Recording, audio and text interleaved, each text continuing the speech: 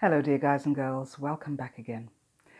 A viewer asked me to do a video on when your feelings and emotions are being invalidated by a therapist, a psychologist, a coach, a counselor. And I thought this is a very important topic as well, because especially when we have been through narcissistic abuse, we need to tread carefully, compassionately and lovingly when we are healing ourselves. And oftentimes healing yourself is also with help from a counselor or therapist or a coach. So I remember, when I was going through the stress, the terrible stress, the anxiety, the panic attacks when coming out of a narcissistic relationship and friendship, is that I didn't really at that point really realize what I was going through. And I had, of course, a form of PTSD. And in so many cases, this is what we all have to deal with. I went looking for therapy. And of course, I had loving friends and family around me whom I could speak to, who would validate my emotions, my feelings, what I was going through. But I was also looking for that bit of extra to just help me get through certain things.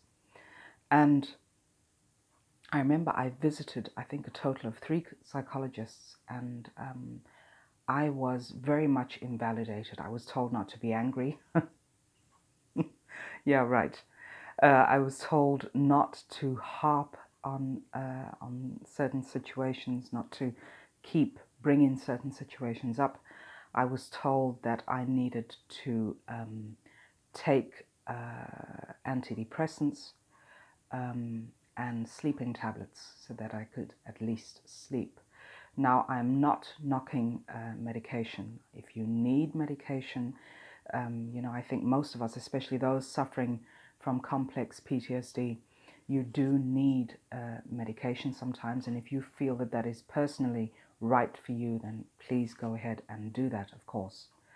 So I'm not knocking medication, but what I do disagree with is that therapists invalidate our emotions and our feelings. And this is not to say that they are bad therapists or counselors, but more times than not, if you're dealing with a therapist who has really no education, who is uneducated on the aftermath, on the impact that narcissistic abuse has on you, then they are not efficiently equipped to help you on that process or in that process of healing. On the other side of that, on the flip side, you can, of course, be dealing with narcissistic therapists and coaches. Of course, narcissism shows up in all levels of society. So it could even be from someone who you should really be able to trust and confide in, but sadly, this is not always the case.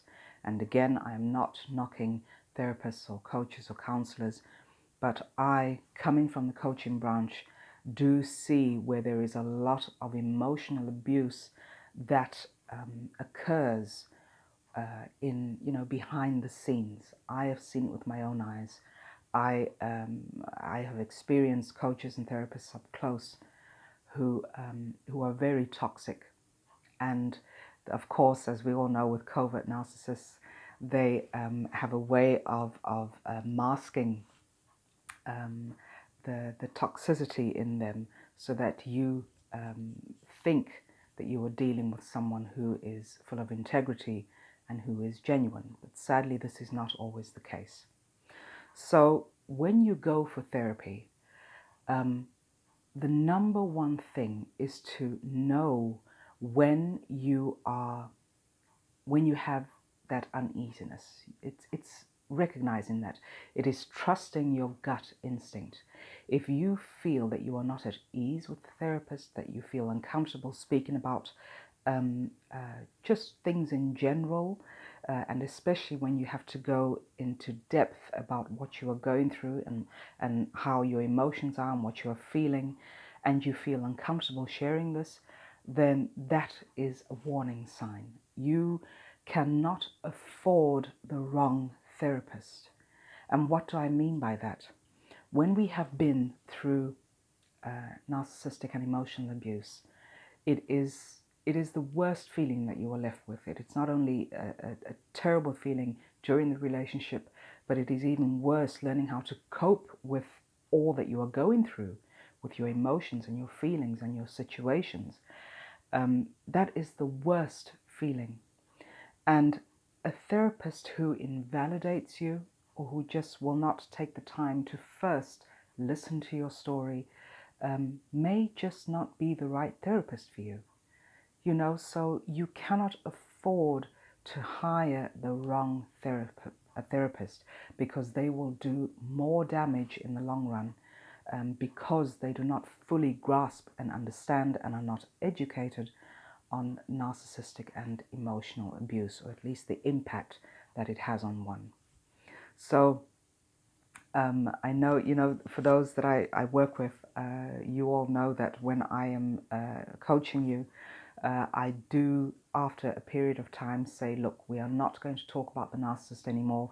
You are not going to keep relaying the situations. We need to get the inner work started. And talk therapy is part of that healing process. But there comes a point, and this is what I always say to you, the clients who know me, who work with me, is that there comes a point where you have to stop focusing on the narcissist, stop talking about the situation, and adjust your focus, move your focus. And that is what I mean. So talk therapy is good. You have to get your story out. And I typically allow 1 or 2 sessions for that, to get your story out. But after that, it is all about doing the inner work. So, also be aware of that when you are dealing with a therapist. Are you allowed to, or do you feel comfortable sharing your story? And do you feel that your story is being validated, that the therapist or counselor is listening to you? There is a difference between that and a therapist or counselor who just totally ignores your story, who doesn't want to speak about it, who seems bored whenever you bring it up. This is the difference. So this is what you must be aware of. You are the only person who can make that decision. But I would say, if you do not feel comfortable with the person, then it is okay for you to continue looking for a new therapist.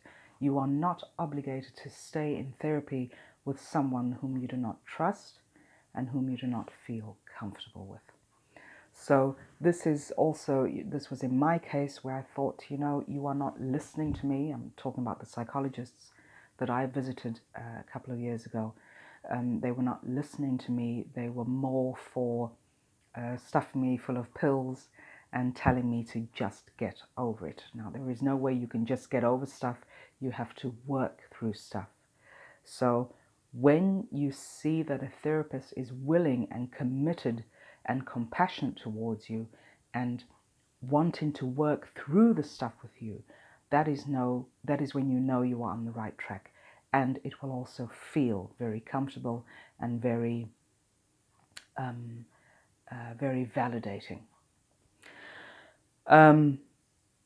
Just remember that the therapist works for you. It's not the other way around. You do not work for them. You do not have to please them. You do not have to jump hoops for them.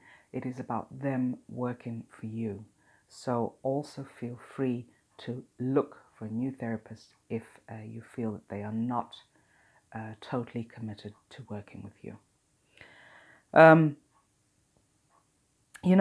Another way of finding out if a therapist is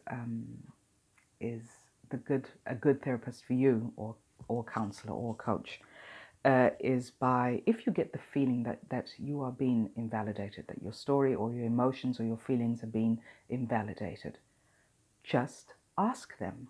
Bring up the subject and say, look, I get the feeling that you are not truly listening to me, that you are invalidating my experiences. And then wait for the response. A good coach or therapist will say, really, I'm terribly sorry for making you feel that way, and what can I do to give you the feeling that you are truly being heard? 2 different responses there. So that is also something, that is the way to test. If you are not too sure of your therapist, if you may be even suspecting that your therapist or coach is a narcissist themselves, then you can just ask this very simple question.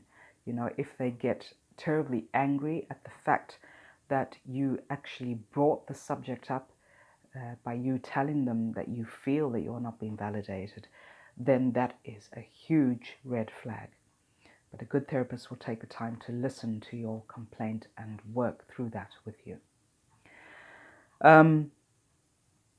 Oftentimes, and this is also just coming from my own experience, from really collaborating with coaches and therapists and psychologists in my coaching career in the last 10 years, I noticed that a few of them, not all of them, but a few of them were toxic themselves and were feeding off their clients, their group sessions, and fueling themselves. So they were getting narcissistic supply from their clients.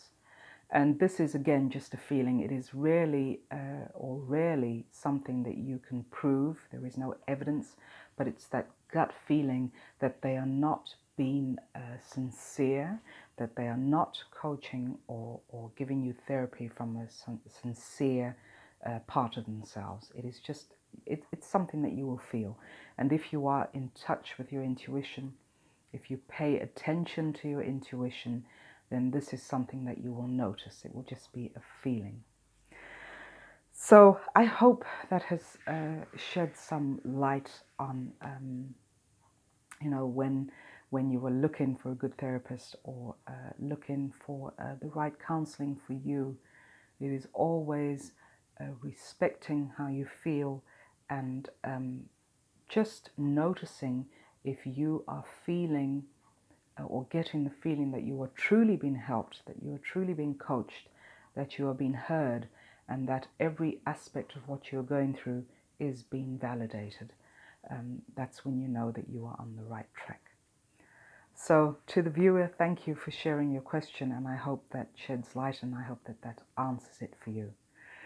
Keep the comments down below, keep them coming, and thank you again for all your emails. I have been, again, a bit slow in answering your emails. I'm terribly sorry for that, but please know that I will get back to you as soon as possible. Take care of yourselves, everyone. Thank you for allowing me into your homes and into your lives, and take good care of yourselves. Bye for now.